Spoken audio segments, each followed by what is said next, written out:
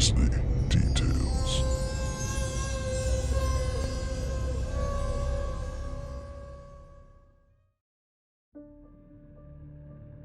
The Cask of Amontillado by Edgar Allan Poe. Performed by Tackett.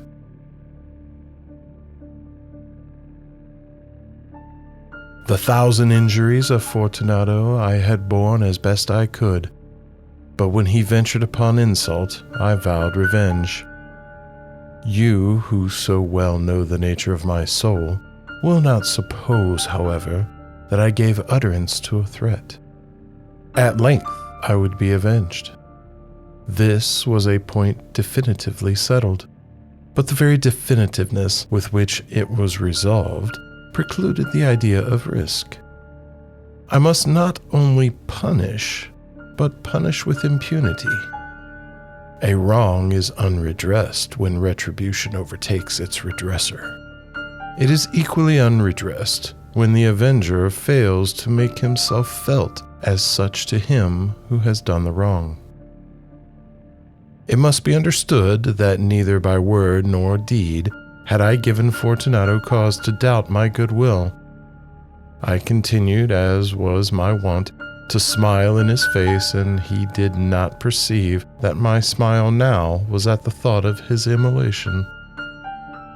He had a weak point, this Fortunato. Although in other regards he was a man to be respected and even feared, he prided himself on his connoisseurship in wine. Few Italians have the true virtuoso spirit. For the most part, their enthusiasm is adopted to suit the time and opportunity, to practice imposture upon the British and Austrian millionaires. In painting and gemmery, Fortunato, like his countrymen, was a quack, but in the matter of old wines he was sincere. In this respect I did not differ from him materially. I was skillful in the Italian vintages myself, and bought largely whenever I could. It was about dusk one evening during the supreme madness of the Carnival season that I encountered my friend. He accosted me with excessive warmth, for he had been drinking much. The man wore motley. He had on a tight-fitting party-striped dress, and his head was surmounted by the conical cap and bells. I was so pleased to see him that I thought I should never have done wringing his hand. I said to him, "My dear Fortunato, you are luckily met. How remarkably well you are looking today. But I have received a pipe of what passes for Amontillado, and I have my doubts." "How?" said he. "Amontillado? A pipe? Impossible! And in the middle of the Carnival!" "I have my doubts," I replied, "and I was silly enough to pay the full Amontillado price without consulting you in the matter. You were not to be found, and I was fearful of losing a bargain." "Amontillado?" "I have my doubts." "Amontillado!" "And I must satisfy them." "Amontillado!" "As you are engaged, I am on my way to Lucchesi. If any one has a critical turn, it is he. He will tell me, 'Lucchesi cannot tell Amontillado from Scherer,' and yet some fools will have it that his taste is a match for your own." "Come, let us go." "Whither?" "To your vaults." "My friend, no. I will not impose upon your good nature. I perceive you have an engagement. Lucchesi—" "I have no engagement. Come." "My friend, no, it is not the engagement, but the severe cold with which I perceive you are afflicted. The vaults are insufferably damp. They are encrusted with nitre." "Let us go, nevertheless. The cold is merely nothing." "Amontillado, you have been imposed upon. And as for Lucchesi, he cannot distinguish Scherer from Amontillado." Thus speaking, Fortunato possessed himself of my arm. Putting on a mask of black silk and drawing a roquelaire closely about my person, I suffered him to hurry me to my palazzo. There were no attendants at home. They had absconded to make merry in honor of the time. I had told them that I should not return until the morning, and had given them explicit orders not to stir from the house. These orders were sufficient, I well knew, to ensure their immediate disappearance, one and all, as soon as my back was turned. I took from their sconces 2 flambeaux, and giving one to Fortunato, bowed him through several suites of rooms to the archway that led into the vaults. I passed down a long and winding staircase, requesting him to be cautious as he followed. We came at length to the foot of the descent, and stood together on the damp ground of the catacombs of the Montresors. The gait of my friend was unsteady, and the bells upon his cap jingled as he strode. "The pipe," he said. "It is further on," said I. "But observe the white webwork which gleams from these cavern walls." He turned towards me and looked into my eyes with 2 filmy orbs that distilled the rheum of intoxication.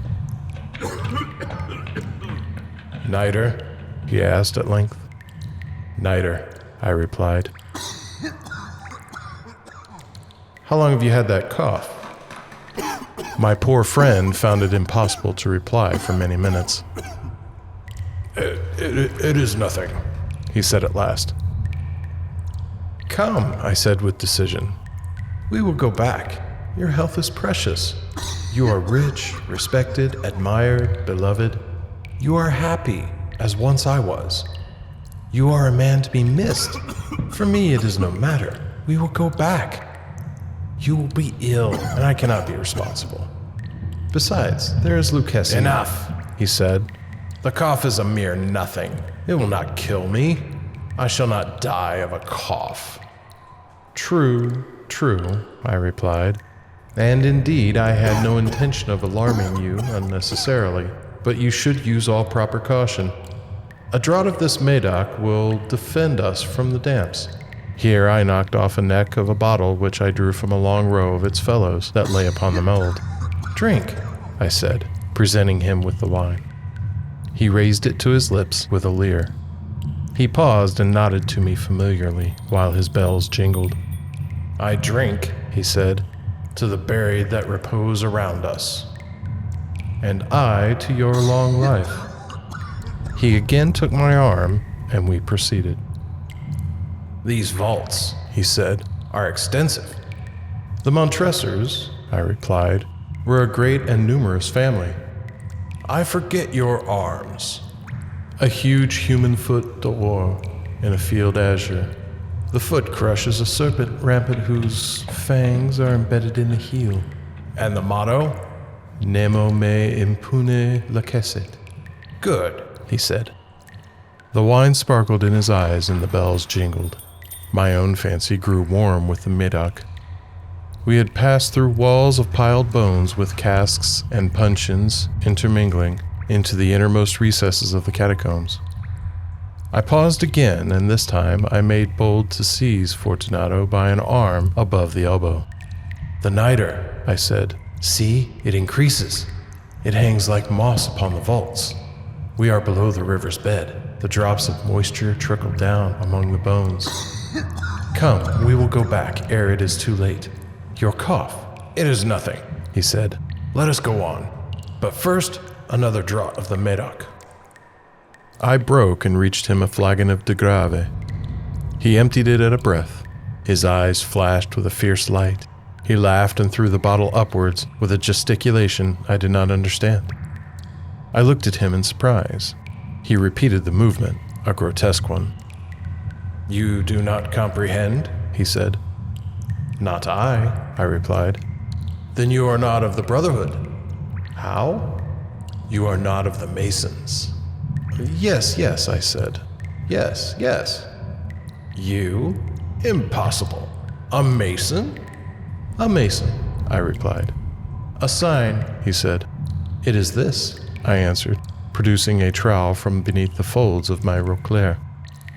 "You jest," he exclaimed, recoiling a few paces. "But let us proceed to the Amontillado." "Be it so," I said, replacing the tool beneath the cloak and again offering him my arm. He leaned upon it heavily. We continued our route in search of the Amontillado. We passed through a range of low arches, descended, passed on, and descending again, arrived at a deep crypt in which the foulness of the air caused our flambeau rather to glow than flame. At the most remote end of the crypt, there appeared another less spacious. Its walls had been lined with human remains piled to the vault overhead in the fashion of the great catacombs of Paris. 3 sides of this interior crypt were still ornamented in this manner. From the 4th, the bones had been thrown down and lay promiscuously upon the earth, forming at one point a mound of some size.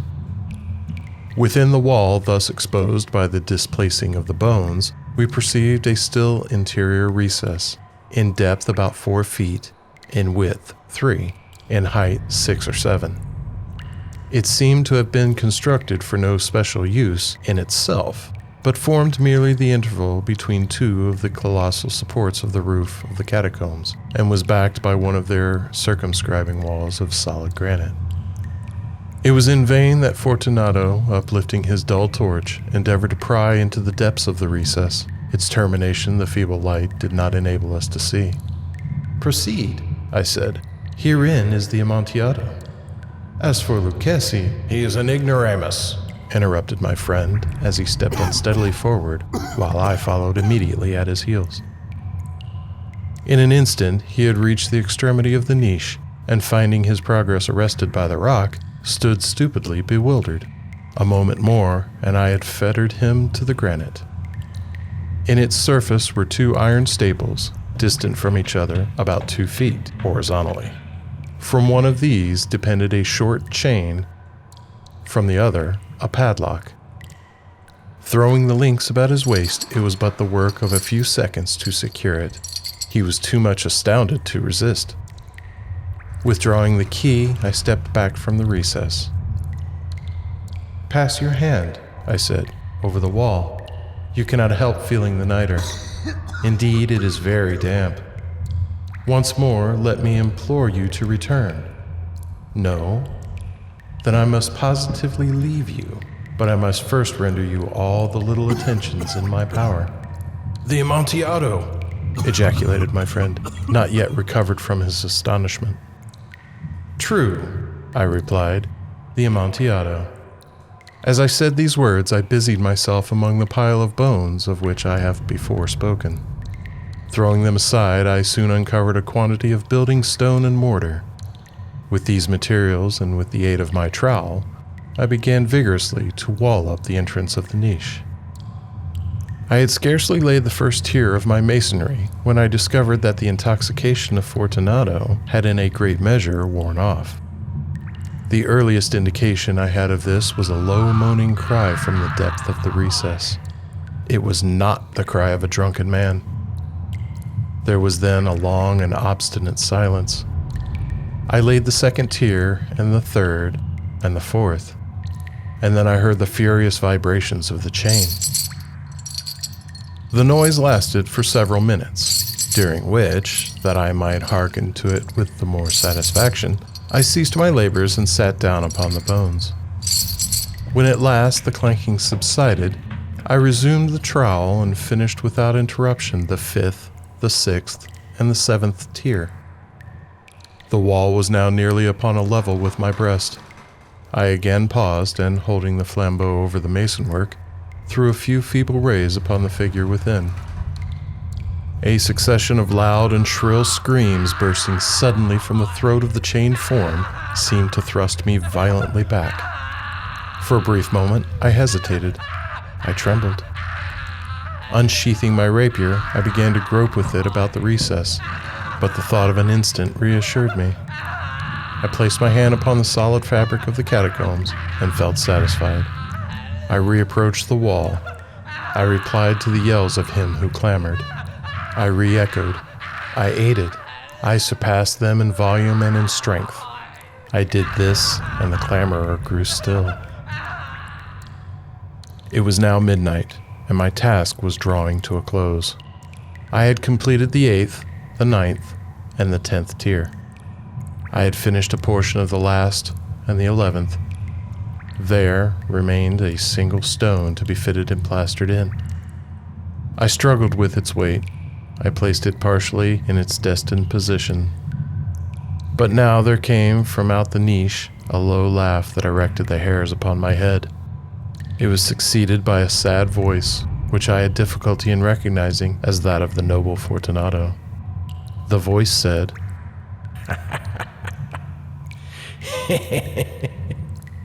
"A very good joke indeed. An excellent jest. We will have many a rich laugh about it in the palazzo. Over our wine." "The Amontillado," I said.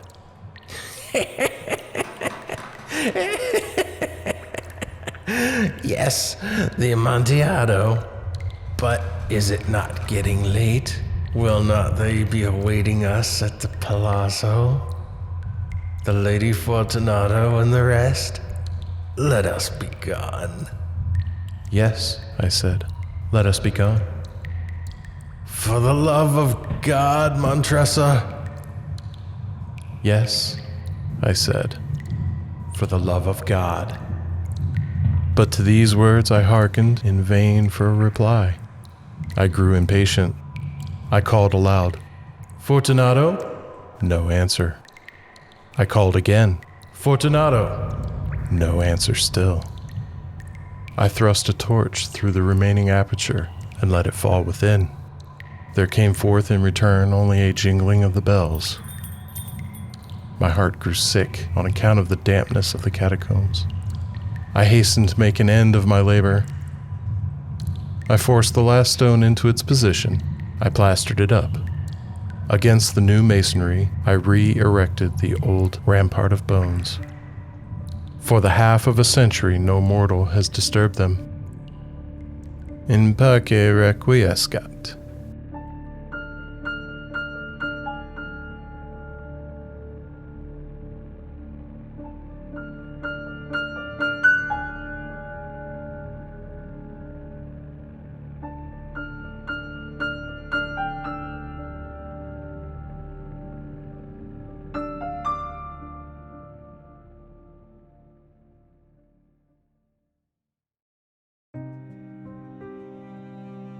I'd like to thank y'all for stopping by this evening. We always enjoy the company and hope to see y'all again real soon. Until then, remember that horror ain't about us living in darkness. It's about darkness living in us. So, try to stay close to the porch light.